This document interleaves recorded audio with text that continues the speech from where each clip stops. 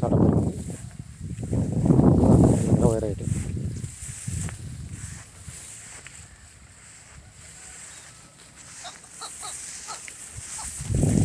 పక్కన వేరే వాళ్ళది, ఇది మంది.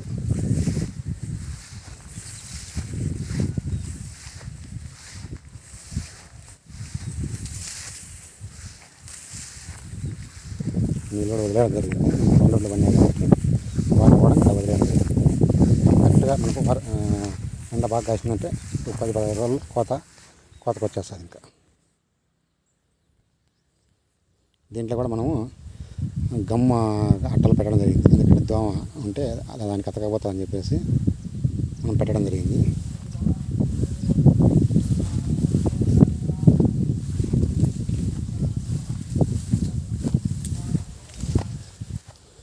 ఇది ఇట్లా 2 కాయలు, ఇక్కడ వచ్చేసి ఇక్కడ 1/2 ఎకరా, అక్కడ 1/4 ఎకరా, మొత్తం 1/4 ఎకరా మనం వరి నాటడం జరిగింది.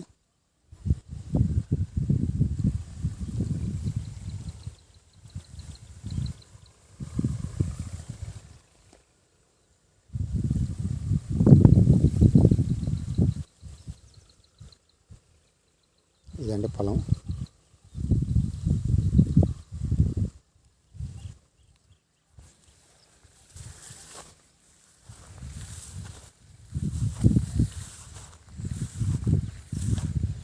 బాగుంది పొలం.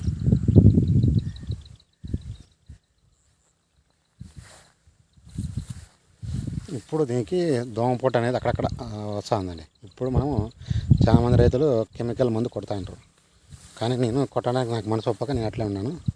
మనకెవా మందే ఇంకా ఒకసారి మళ్ళీ పిచికారి చేస్తాను. ఎందుకంటే దోమపోటు వస్తుంది. మొత్తం అయిపోయే లోపల కుదుళ్ళు అనేవి దాంట్లో సారం లేకుండా చేస్తుంది దోమ. కాబట్టి ఈ టైంలో కూడా ఇప్పుడు ఉండే సీజన్కి పక్క పొలంలో ఆల్రెడీ అక్కడ పచ్చ ఉండే పొలంలో ఆల్రెడీ రోగం ఉంది. ఆ రోగం దీనికి రావడం జరుగుతుంది. కాబట్టి మనం కూడా దీనికి మన కెవాది పంగీ కేర్ కానీ క్రాప్ కేర్ 80+ కలిపి మిక్స్ చేసి కొట్టాల్సి వస్తుంది. ఎందుకంటే కెమికల్ మందులు కొట్టడం నాకు ఇష్టం రాదు కాబట్టి అవి కొట్టాలి. ఇంకా ఇప్పుడు ఈ టైంలో మనం రసాయన మందులు కొట్టామంటే ఒడ్లు పీల్చుకుంటే మన ఆరోగ్యానికి దెబ్బ. కాబట్టి ఇప్పుడు చాలామంది రైతులు అయితే తీసుకొచ్చి కొడతాను, కానీ నేనైతే ఇంకా కొట్టలేదు.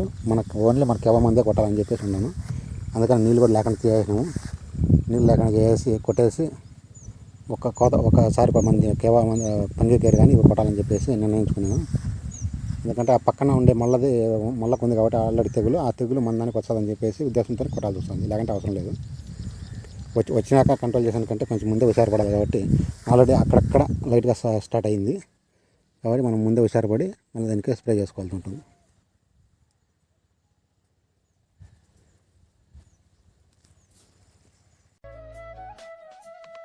ఈ వీడియో మీకు నచ్చినట్లయితే మన తెలుగు ఛానల్ని సబ్స్క్రైబ్ చేయండి, మరియు షేర్ చేయండి, లైక్ చేయండి.